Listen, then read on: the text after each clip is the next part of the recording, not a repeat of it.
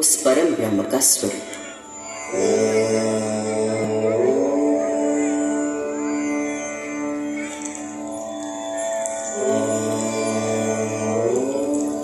आज सरस्वती भले ही आंखों से ओझल हो गई, पर नासा के सर्वेक्षण बताते हैं कि सरस्वती अभी तक जीवित है और अब धरती के भीतर भीतर बहती है।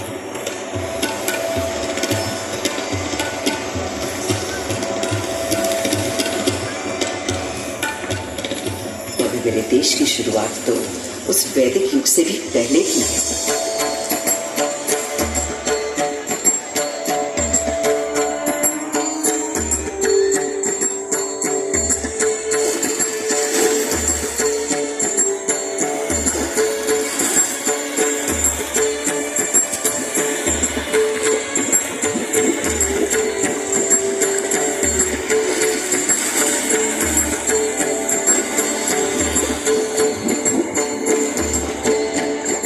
सिंधु के किनारे एक ऐसी सभ्यता उभरी, निखरी, संवरी जो संसार में कभी भी कहीं भी नहीं देखी थी।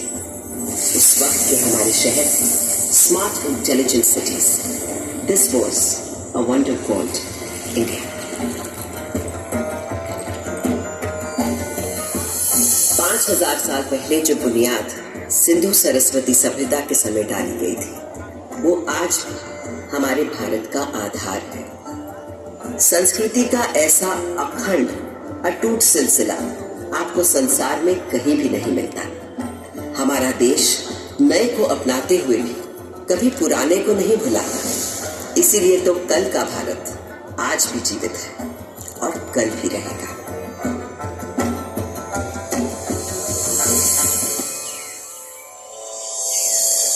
एक और बड़ी विशेषता है मेरे भारत की, सत्य की खोज। भारत नाम का अर्थ ही है भा यानी प्रकाश, और उसकी खोज में लगा हुआ व्यक्ति। प्रकाश यानी सत्य की खोज में केवल योगी, मुनि, ऋषि ही नहीं, सुख सुविधा में पले बढ़े राजा राजकुमार भी किसी से कम नहीं रहे।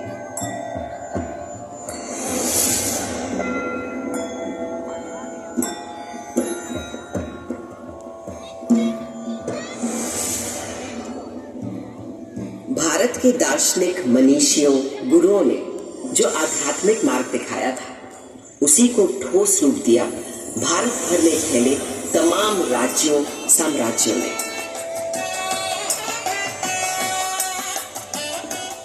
दूसरी तरफ थे हमारे अभूतपूर्व वैज्ञानिक, गणितज्ञ, खगोल शास्त्री और वैद्य। हजारों बरस पहले पृथ्वी की परिधि की सही नाप, मंगल और चंद्र तक का फासला और धरती से सूर्य की बराबर दूरी, सब बिना किसी दूरबीन या उपग्रह का सहारा लिए, केवल अपनी गणित, बीजगणित, ज्यामिति और खगोल ज्ञान से। ये उन्हीं पुरातन खगोल शास्त्रियों से मिले संस्कार कि आज भारत अंतरिक्ष अन्वेषण में एक अग्रणी देश है। सहस्त्राब्दियों पहले कणादि आदि गुरु थे अणु को पहचानने वाले। फिर क्या आश्चर्य कि नई दुनिया में अणु शक्ति को साधने वाले देशों में हम हमेशा आगे हैं। योग में तन से मन और मन से आध्यात्म के योग के सूत्र ढूंढने कार रहे थे पतंजलि जैसे ऋषि। और आज 21 जून पूरा विश्व योग दिवस मनाता है। वहीं एक विद्वान वैद्य मानव शरीर के छुपे हुए राज और हर बीमारी का इलाज खोज रहे थे। सर्जरी की भी शुरुआत इन वैद्यों ने कर डाली थी और कटे अंगों को जोड़ने के लिए प्लास्टिक सर्जरी की भी।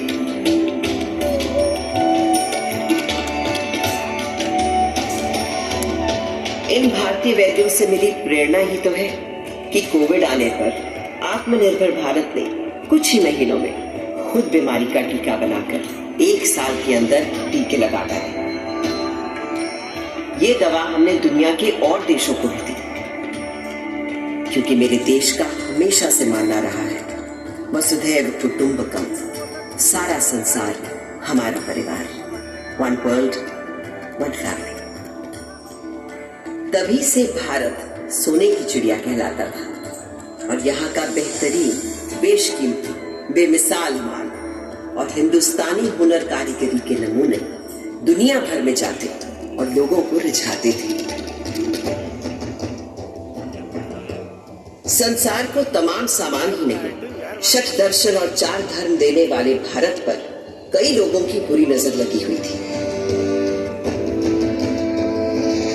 मगर जब भी विदेशी हमलावरों या किसी आतताई ने मेरी मातृभूमि के मूल्यों, धर्म और संस्कृति पर हमला किया, तो मां की लाज बचाने को मुंह तोड़ जवाब दिया भारत की जाबाजों ने। किसके नाम है, जैसे जरा याद कीजिए मेरी दिल्ली के पृथ्वीराज चौहान का पराक्रम। राजा पृथ्वीराज चौहान वीरों में था वीर महान, अजय मेरु से दिल्ली तक फहराता था उसका निशान। 8 बार था किया पराजित जब गजनी से आया गौरी, पर था दुर्भाग्य 9वें युद्ध में टूट गई वो पक्की डोरी। हमारे राजा पृथ्वीराज चौहान को मारने से पहले क्या आप इनका शब्द भेदी बाण का कौशल नहीं देखना चाहेंगे? जब यह बंद आंखों से केवल आवाज सुनकर ही शिकार पर निशाना लगा लेते हैं। ये अंधा क्या निशाना लगाएगा? लगाएंगे महाराज पृथ्वीराज निशाना, बस आप आज्ञा तो दीजिए और दीजिए इनके हाथ में एक धनुष बाण। चलो ये तमाशा भी देख लेते हैं इस काफिर के मरने से बेहतर। दे दो इस अंधे को तीर कमान।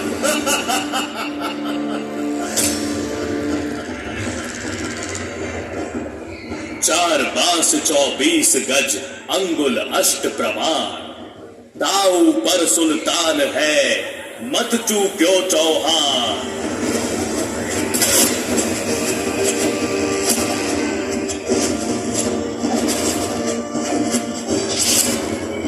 मरकर भी उस राजपूत ने बचा लिया भारत का मान। धिक्कार है उन्हें मरा समझो, कायर जो जिए पिए अपमान। इन वीरों के बलिदानों से ही भारत है आज बना महान। भारत के दुश्मन कभी समझ ही नहीं पाए कि वो हमारे शरीर को घायल कर सकते हैं, मार सकते हैं, पर वो भारत की आत्मा को कभी नहीं मार पाएंगे।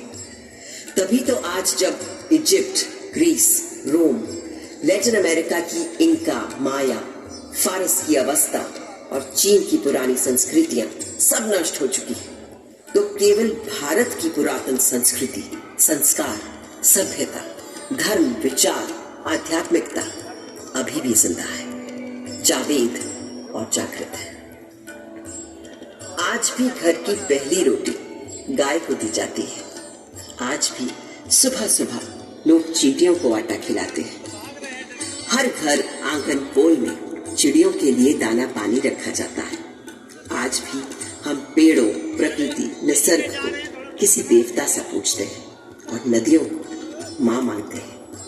और ये सब तब से जब किसी ने एनवायरमेंटल बैलेंस और क्लाइमेट चेंज का नाम भी नहीं सुना था। मेरे भारत पर एक काला साया तब पड़ा जब गोरे अंग्रेजों ने छल बल से हमें अपना गुलाम बनाया। पर ये सूरत गैरतमंद हिंदुस्तानियों को कतई कुछ नहीं लगा। सन था 1857। सुनो भाइयों कथा सुनो 57 की। कान खोल कर सुनो कथा है क्रांति के पहले सावन की। अंग्रेजों की धूप कड़ी थी, धरती पर थी आफत। 57 की गर्मी पाकर खिल उठी थी बगावत। सारे भारत में आग लगी थी, क्या झांसी क्या अंबाला। पंजाब, बिहार, अवध, झारखंड, दिल्ली हो या बंगाला। वो क्रांति भले ही कुचल दी गई, पर उसी दिन से शुरू हो गया था एक नया स्वतंत्रता संग्राम।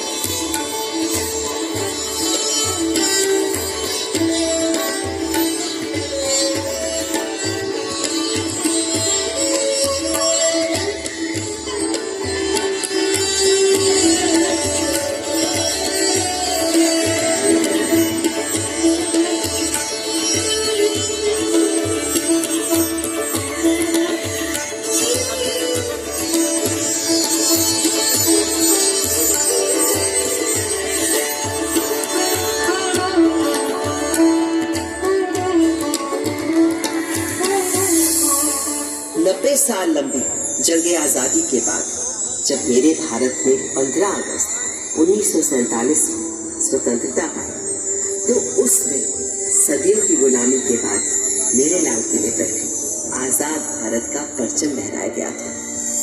उस दिन से आज तक देश के 14 प्रधानमंत्री हर वर्ष स्वतंत्रता दिवस को यहाँ आते हैं और जब देश का गौरवशाली तिरंगा फहराते हैं तो मैं गर्व से और तन जाती हूँ। नव भारत ने था गढ़ डाला संवेशी एक खरा संविधान, सब जनगण को अधिकार दिए, थी अपने देश की सोच महान। जब भूख लगी तो हरित क्रांति कर भंडारे भर गए किसान, शक्ति ऊर्जा के पूरण को अंतोड़ गए अपने विद्वान। देश की रक्षा करने को मुस्तैद हैं अपने वीर जवान, हर सीमा पर हैं डटे खड़े, हो बर्फ पहाड़ या रेगिस्तान। जब प्यास लगी तो दूध की नदियां बहा गए अपने ग्वाले, आकाश अंतरिक्ष छूने को बढ़ चले अपने इसरो वाले। छुआ चंद्र कभी कभी मंगल ग्रह, ऐसे हैं मंसूबे अपने, भारत है करने आज खड़ा अपने पूरे सारे सपने। इस हिंदुस्तान की छिपी शक्ति अब ये दुनिया पहचानेगी, और विश्व गुरु इस भारत को सारी ही दुनिया मानेगी।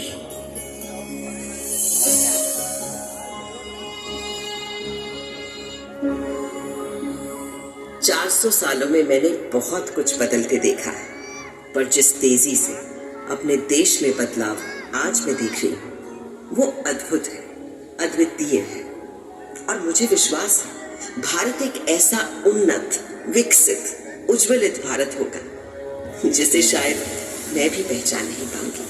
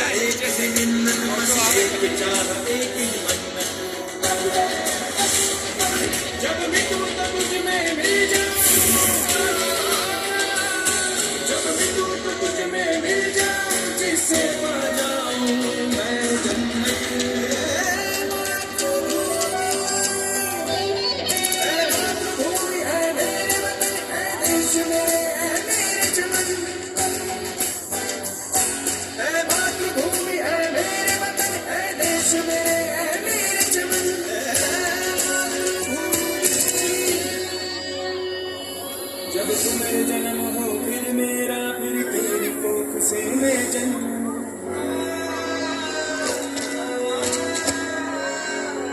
फिर तेरे जल से प्राण मिले, फिर तेरी हवा में सांसें, फिर से आकर इस धरती पे हम शरणम के बोल सुनो।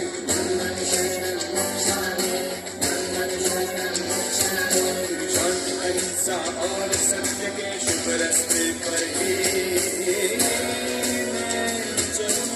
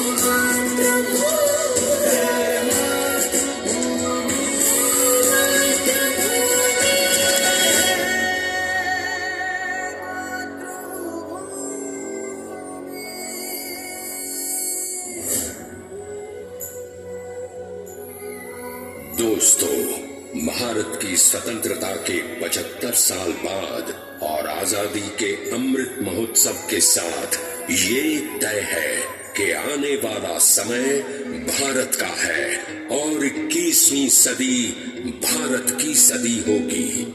आज भारत देश के पास कुछ कर गुजरने का मौका है। आज हम सबके पास अपने हुनर, हौसले, हिम्मत को सामने लाने का मौका है। आज सिर्फ अपने देश की ही नहीं, पूरी मानवता की सेवा करने का हम सब भारतवासियों के पास मौका है। उसमें रोका है जो दुनिया के लिए है मुश्किल, अपने लिए वो मौका है। आगे बढ़ जाए, कुछ तो कर जाए, पंडित गंगा नील के तट पे लहराए लहराए। आगे बढ़ जाए, कुछ तो कर जाए, पंडित गंगा नील के तट पे हम लहराए। मौका है,